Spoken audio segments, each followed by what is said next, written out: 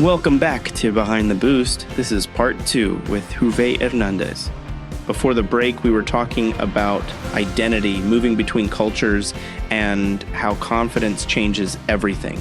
Now we're going to get into Juve's turning point, what changed when he came to the States, and the mindset shift that helped him start learning new skills and building a real business. Juve, I got a question for you. Please. I want to go back to this 25-year-old because I can find a way to relate to it. Okay. When you came to the States, though, how did you get from 25-year-old Juve to where you're at and what you're doing today? How did that happen? That's a good question. This is an emotional answer, and I'll try not to get emotional. Growing up, I was the kid that got kicked out. Yes, I did have an amazing mom. I'm sorry. I meant to say no dad, stepdad that was horrible.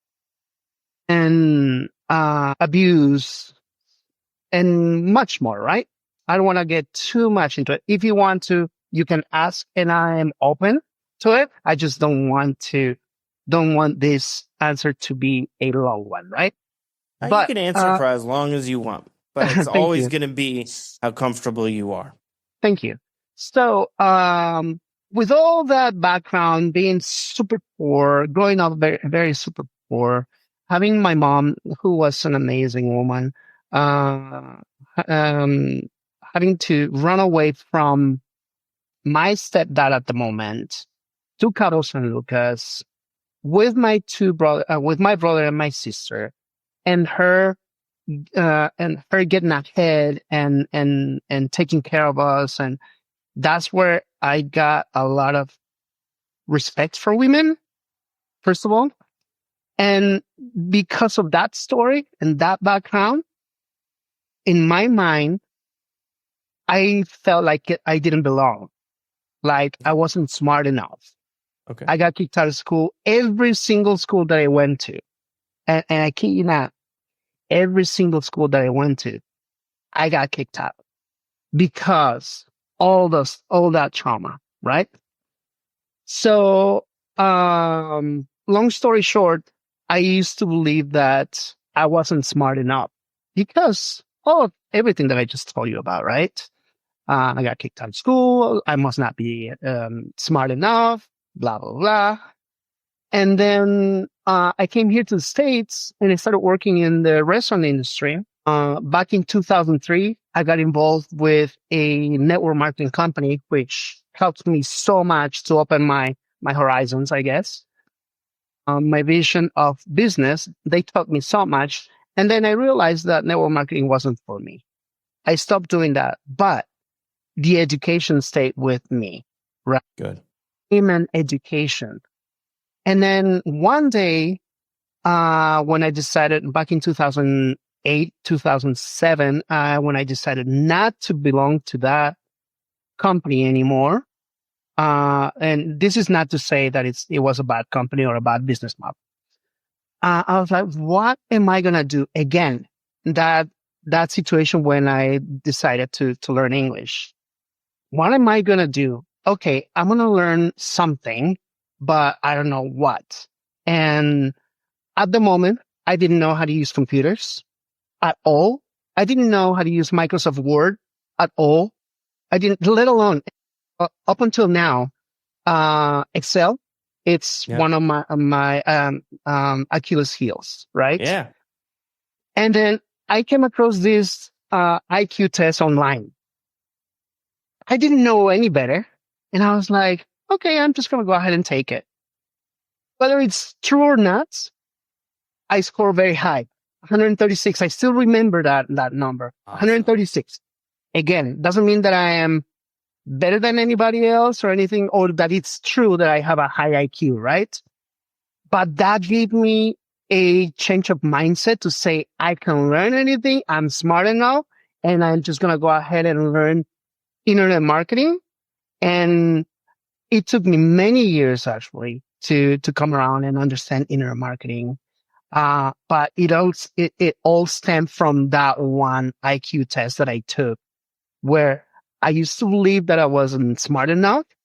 And I was just like, I'm actually smart. Yes. I can learn anything I want. And going from not knowing how to use computers at all to running a small company still, in the internet marketing industry, and now with high level and dealing with AI, for me, it's a big win. And that's Yes. how I came about, being in the industry and running my company. Good for you, man. Thank Good you, for you. sir. And it is, you know what? It is true. I believe that you will never be able to do anything that you don't believe in. Half of the issue is believing in yourself, right? There are times when life gets hard and you feel like a failure. There was a time growing up in Castle Rock, Colorado, everybody had a car. And there was a point in my life when I lived in Mexico at the age of 21, and I was sewing pillows together to sleep on a concrete Exactly. floor. Mm-hmm. And I thought, okay, I don't want to live with those people. I'm going to go live by myself. And I was teaching English. This is where I got my salesmanship, where I'm like, all right, how am I going to find a place to live? I've got a Rolodex of clients that I'm working with right now. Some of them own apartment buildings. I'm going to speak with them and say, I'll do a trade with you.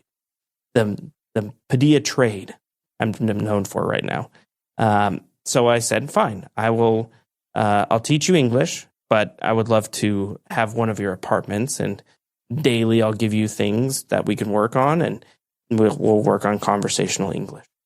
And I lived in that apartment for 6 months. But it was a beautiful apartment right in downtown Toluca, right off of Vicente Villada, which was cool. But at that time, my ex-wife was pregnant with my daughter, Michaela, and she had a 2-year-old boy named Ian. And I said, fine, I'll buy a bed. I was just getting introduced into Ian's life, and it was a Cars bed. So I bought him a Cars bed. They were all excited. And my ex-wife and my son slept on the bed. It was a little twin bed. And I said, I need to get some pillows. I'll sew some pillows together. And I slept like that for about 3 or 4 months. And then I said, how am I going to find a mattress? I went to the local Sealy dealer and found out there's a manufacturer close. And I said, these guys have to be dealing with some Americans. I'm going to teach them English. So I ended up speaking with Rosendo Holguin, a guy there who was in charge of the American market, and I taught him English. And they gave me a mattress.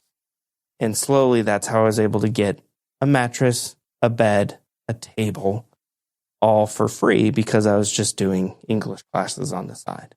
Quote unquote for free. And that's an amazing story. Yeah. But that's Syrians. At the time, I felt like a failure because I was just living in Mexico, not making a lot of money, right? Mm-hmm. But that's what taught me what I can do. And I realized, hey, if I can do this, I can do a lot more. And once I started believing in myself, that's when you can do some amazing things. Correct. And that IQ test is such a beautiful story because it gave you I just need to learn how to learn. Yeah. And once I know how to learn, game on. Anything and everything is possible.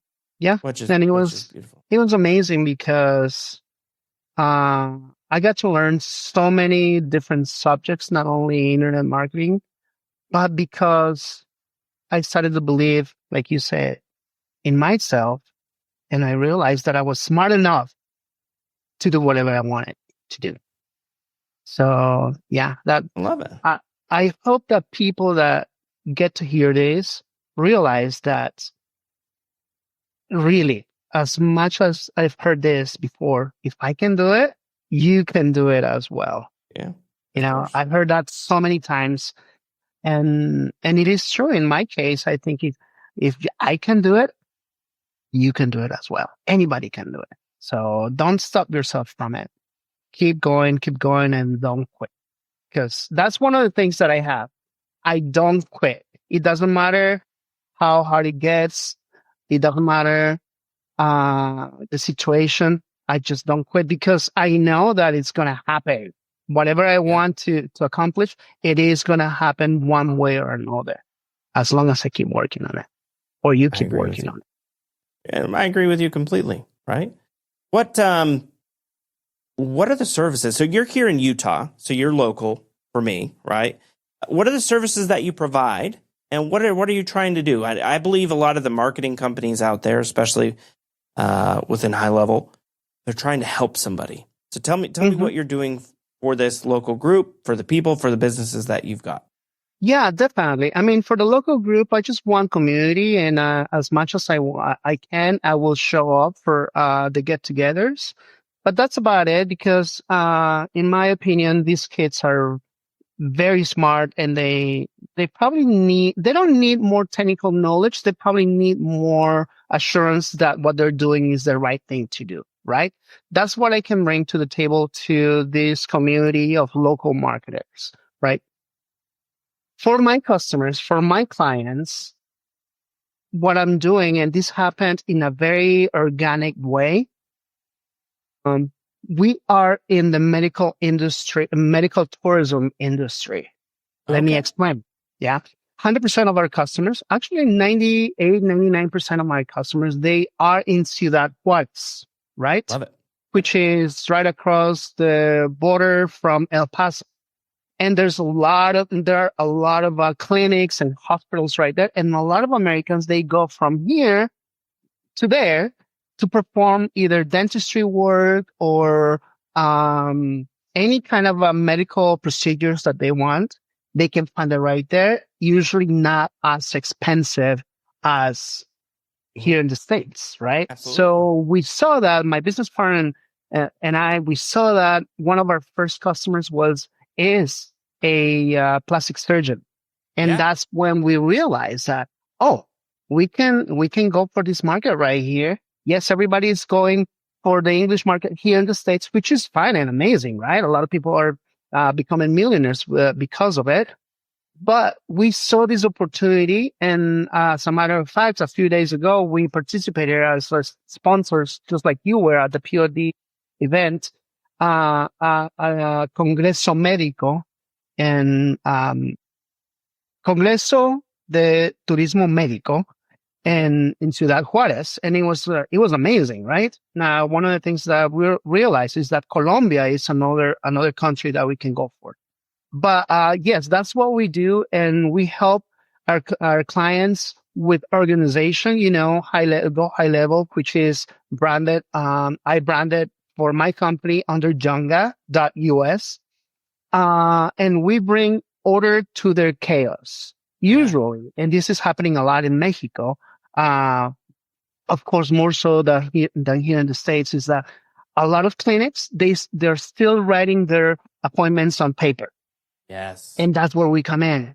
And then the follow-up with automations and then the sales appointment setting as well with AI. And yeah, that's what we do. And we're pretty much a profit center for them rather than being an agency. I know that I talked about internet marketing, and usually people think, when they hear internet marketing, they think, agency. Yes, we are sort of an agency, but we are more of a SaaS company where we help these people, these clients have more sales because we position ourselves as a profit center rather than a service, if that makes sense. Of course. Therefore, we are partners pretty much. And we have customers that they've been paying us for 5 years. They've been, our sticky rate is like 70 to 90% because of it. Because all the tools that we have available in Go High Level, and pretty soon, hopefully with Boostability, we can have another way to retain our customers. And that's the name of the game for us. Retention. And luckily, I've been in the industry long enough to understand that what I have with Junga.us via Go High Level, it's designed to retain our customers and give them the best return on investment for their payments, monthly payments. So that's what we do. Yeah, I agree with you. And I mean, there's so much you just dropped some amazing knowledge. The parts that I loved the most was it's easy. It's quotes. It's difficult, but it's easier to make a sale than to retain a customer after a certain amount of time. Yes. But if you provide a good product and a good service, which Juve, you are part of that service, that gets people to continue doing what they're doing. It is such a beautiful thing. And I remember my first time in Mexico when my daughter was born and we get this birth certificate. First of all, there was like a list of names that they're like, these are the preferred Mexican names. And I'm like, ooh, okay. So I'm looking at the names and I'm like, Juana? I don't know. No. So I'm like, all right, you're going to spell this name, Michaela, exactly as I'm doing it. So I apologize to my daughter, but I butchered the spelling of her name to make sure that when it's pronounced in Spanish, it's spelled, or it said Michaela, not Micaela, which sounded weird to me. Yeah. So her name is spelled Makeyla, but they were doing it in a typewriter. And this is 2007. They're in a typewriter. Yeah. And everybody lost their birth certificate records at this town because there was a fire. And I'm like, guys, it's crazy to think that still in today's world, in some places in Mexico, that things are still written on slips. And text messages really aren't a thing. So the ability to be able to expand that and do that in Mexico is beautiful.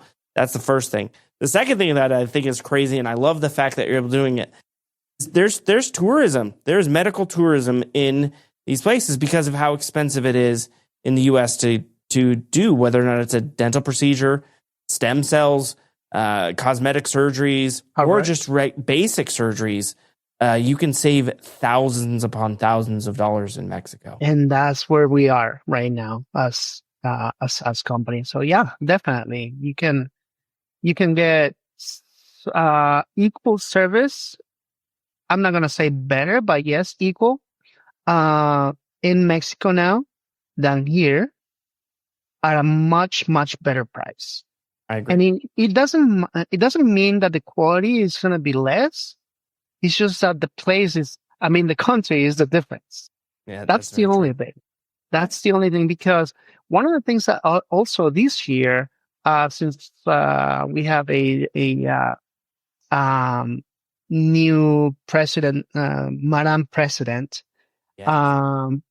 I've noticed that Mexico is growing more and more technologically, economically. So there's a wave of progress coming for Mexico, and in the short run, short term, I should say.